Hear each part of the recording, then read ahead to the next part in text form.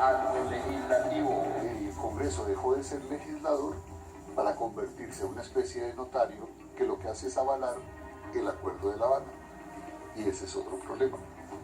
Ahí hay un problema en donde la mesa de negociación de La Habana está adquiriendo funciones constituyentes, porque está sugiriendo cambios que el Congreso, sin derecho a discutir o sin derecho a aprobar solamente o aprueba o rechaza. Si yo no puedo discutir, ni cambiar, ni modificar mi función, ¿cuál es? En este caso en particular, algo que tenemos que entender es que cuando los congresistas aprueban esta medida de blindaje, lo que están diciendo en últimas es: nosotros vamos a permitir que se firme el acuerdo de paz y que se refrende. Si se refrenda, nosotros como congresistas quedamos obligados a convertir en leyes de la República el acuerdo de paz. En ese sentido, ellos le están extendiendo en este momento, en el primer paso, un cheque en blanco al acuerdo sin saber todos sus detalles. Pero lo que están diciendo, y yo creo que en eso es correcto, lo que están diciendo es: si el pueblo lo acepta, si el pueblo lo vota, que sí, igual nosotros estamos obligados, porque nosotros tenemos que servir a esa voluntad. Desde esos acuerdos especiales ingresan al bloque de constitucionalidad temporalmente para que se usen como criterio de interpretación. El Congreso va a tener que expedir muchas leyes, actos legislativos en desarrollo y cumplimiento de los acuerdos de paz. De manera que tanto el Congreso como la Corte tendrá siempre que consultar e interpretar los acuerdos para que estemos seguros de que sí estamos siendo fieles a los acuerdos. Control de la Corte. La ley aprobatoria del acuerdo especial tendrá control automático de la Corte Constitucional. El gobierno y las FARC decidieron 5 puntos de negociación: punto de tierras y desarrollo agropecuario, participación en política, narcotráfico, víctimas, ¿sí? De esa negociación que se ha desarrollado en estos días, hay dos acuerdos que tienen carácter especial y que no necesitan refrendación.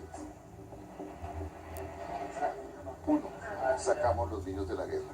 Nosotros no fuimos muy conscientes de semejante hecho tan importante. Segundo acuerdo importante es el tema de justicia, donde se dice: mire, necesitamos una jurisdicción especial de paz y para el juzgamiento, etcétera, etcétera. Ese es otro acuerdo especial.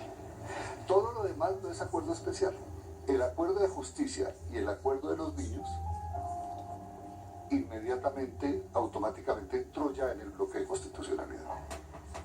Los otros 2 elementos, o los otros 3, el de participación política, el de tierras y desarrollo agropecuario, o el de narcotráfico, no pueden entrar porque no hacen referencia a eso. No es una legislación para proteger las víctimas del conflicto, eso es para el posconflicto, que es otra cosa. Y muy seguramente la Corte Constitucional colombiana va a tener la obligación de decirle a la mesa de negociación de La Habana y al Congreso: señores, ustedes no pueden darle carácter constitucional a unos acuerdos políticos que no tienen nada que ver con víctimas. Entonces, se cae por vicio de constitucionalidad. En primer lugar, hay que entender qué es el bloque de constitucionalidad. El bloque de constitucionalidad es una creación de la Corte Constitucional colombiana, en la cual, a partir de una lectura de los diferentes tratados internacionales de derechos humanos y derecho humanitario, lo que dice la Corte es que estos tratados conforman un bloque con la Constitución colombiana, es decir, que estas normas internacionales están al mismo nivel de la Constitución. ¿Qué significa esto? Es un reconocimiento de la importancia y del valor del derecho internacional en el derecho interno. En derecho internacional hay una discusión sobre qué vale más, qué prima más, si el derecho interno o el derecho internacional. Lo que hace la Corte es decir ninguno de los dos. Los dos están al mismo nivel y los dos forman parte de la Constitución y el ordenamiento jurídico colombiano. ¿Qué pasa con los acuerdos? Los acuerdos de La Habana no forman parte del bloque de constitucionalidad y el gobierno colombiano no decide que forma parte del bloque de constitucionalidad. Es una interpretación que hace la Corte y lo que nos dice son los tratados internacionales de derechos humanos ratificados por Colombia. Sobre 2 condiciones. En ese proceso, los opositores podrán exponer sus objeciones. esa vibración que hay en el corazón. Aquí hay gente que tiene críticas válidas al proceso de paz. Y hay personas como el presidente Uribe y todo el Centro Democrático que simplemente no les sirve la paz. Ellos han vivido, entre otras cosas, de explotar el dolor, la indignación y el odio que hay en la sociedad colombiana a las FARC. Y esa es un arma electoral muy rentable. Pues por eso tienen 7 millones de votos. Pero nosotros no podemos seguir matándonos entre colombianos. Colombianos humildes, soldados que a los que les vuelan las piernas, colombianos humildes guerrilleros que van a volarle las piernas a los soldados, todo porque es rentable política y electoralmente para una fracción del país. Constitucionalidad. El acuerdo especial entra integralmente al bloque de constitucionalidad de manera transitoria, a través de un acto legislativo.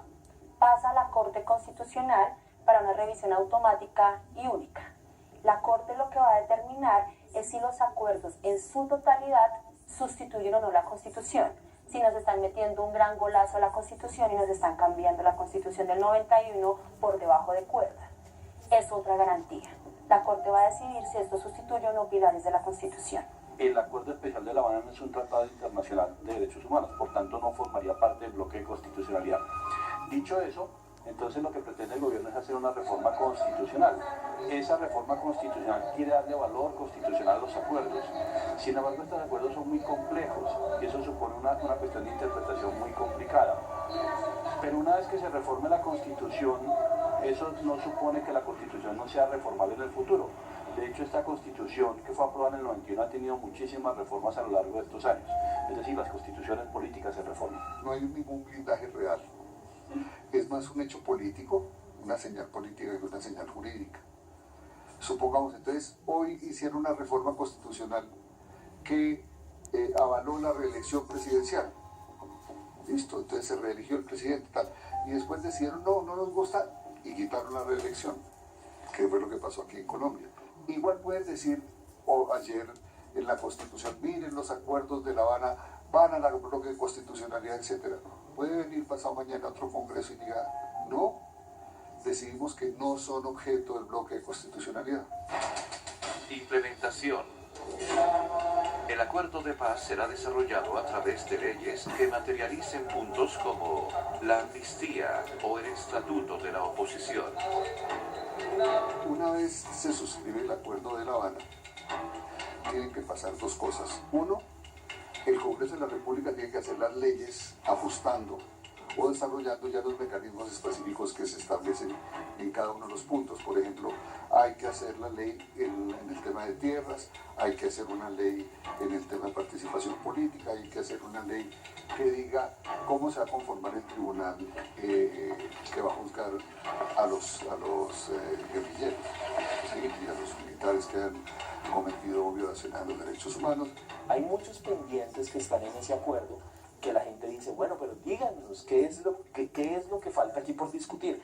Y la verdad es que ese acuerdo se va a firmar sin tener muchos de esos pendientes claros, porque no le compete a los negociadores detallarlos, sino a la sociedad colombiana entrar en ese detalle. Finalmente, pues viene toda la implementación de estos acuerdos, cuando ya esté el acto legislativo, ya esté la ley, va a ser la implementación a través de todas las leyes que van a hacer el desarrollo de los acuerdos de paz. Ese es básicamente el blindaje nacional, pero hay un segundo blindaje, un segundo seguro que, digamos, que se acordó en La Habana, y es un blindaje internacional. ¿Y cómo se va a hacer?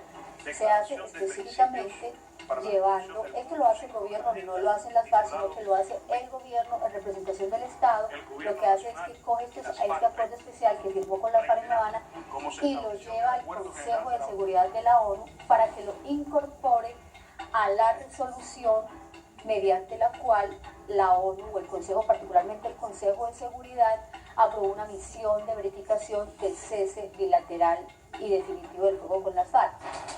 Resolución de la ONU. Nacional que encarnan El presidente le pedirá al Consejo de Seguridad de la ONU que incorpore el acuerdo especial a la resolución que aprobó la verificación. La ONU es un sello de legitimidad. Ojalá mantenga la independencia suficiente para poder ser un referí creíble. y poder pitar las fallas tanto de gobierno como de FARC cuando violen sus compromisos. La ONU lo que hace en sus misiones de paz, la ONU tiene dos misiones, las misiones de mantenimiento de la paz, que son las Peacekeeping Missions, y las misiones de construcción de paz. Las misiones de mantenimiento de la paz lo que buscan es garantizar que los actores armados no se enfrenten entre sí, que no haya nuevos brotes de violencia. Entonces la misión de paz de la ONU lo que va a garantizar es evitar nuevos brotes de violencia. Pero luego viene todo el proceso de construcción de paz que básicamente lo debe coordinar el PNUD, el Programa de Naciones Unidas para el Desarrollo.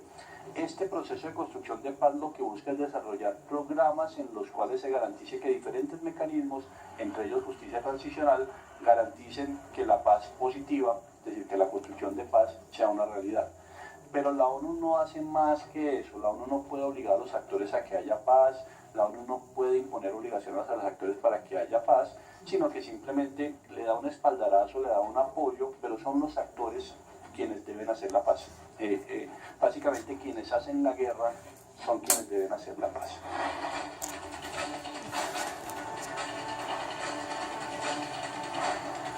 Estamos presentando la guerra y la paz a través del tiempo.